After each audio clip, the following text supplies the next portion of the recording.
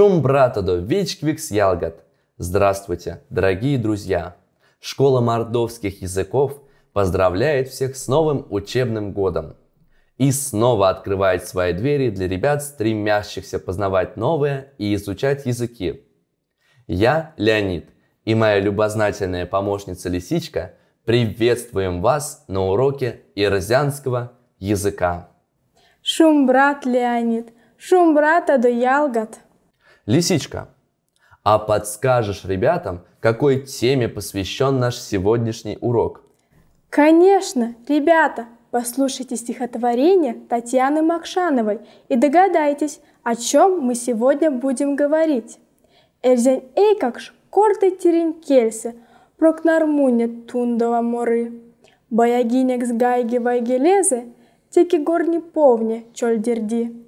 Эрзен эйкакш ванны валдой сельмсе, конатнень менелись казинзе. Тирин кельдень арси паромельсе, конань айовтави мазезе. Ребята, конечно, вы догадались, что в этом стихотворении говорится об ирзианском языке. И сегодня мы с Лисичкой приглашаем вас в путешествие в страну ирзианских слов. Итак, тема нашего занятия – Эрзянь Валунь Мастерс путешествие.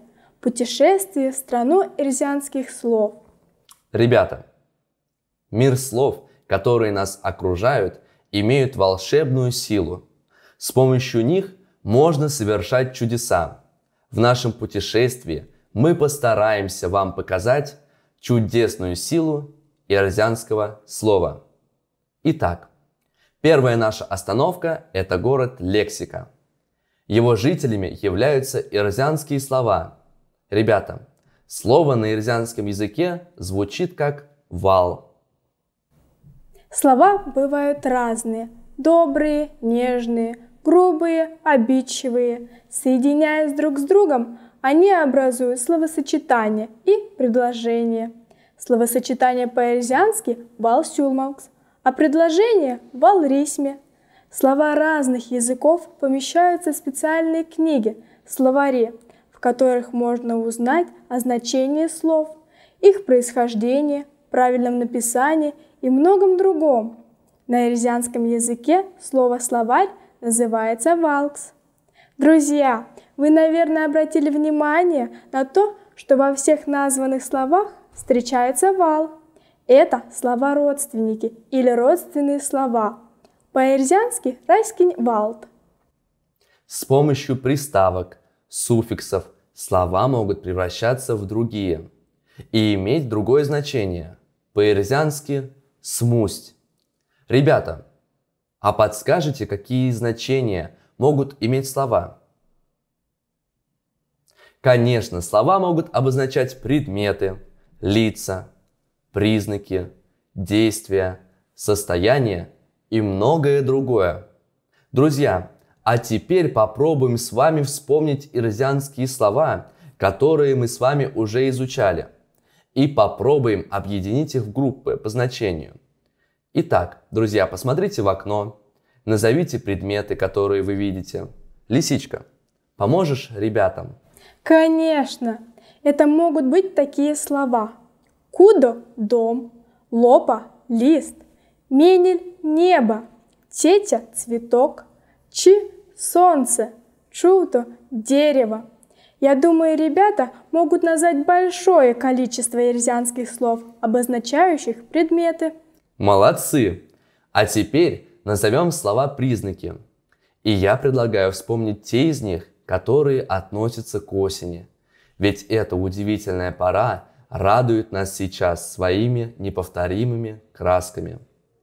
Лембе – теплый, мазый – красивый, начко – мокрый, ожо – желтый, сырнень – золотой, якстеря – красный, якшима – холодный. Ну а теперь вспомним слова, обозначающие действия. Мы их с вами тоже знаем немало. Например, назовем те действия, которые мы выполняем в школе. Мон ловнан – я читаю. Мон сёрмадан я пишу. Мон моран я пою. Мон йовтян я рассказываю. Мон артан я крашу. Молодцы, ребята, вы славно сегодня потрудились. Однако наш урок подходит к концу. Сегодня мы познакомились с новыми словами по теме лексика. Узнали, что могут обозначать слова, а также вспомнили много эрзянских слов, с помощью которых можно рассказать об окружающем нас мире. Надеемся, что наш урок вам понравился, и вам было интересно с нами и познавательно.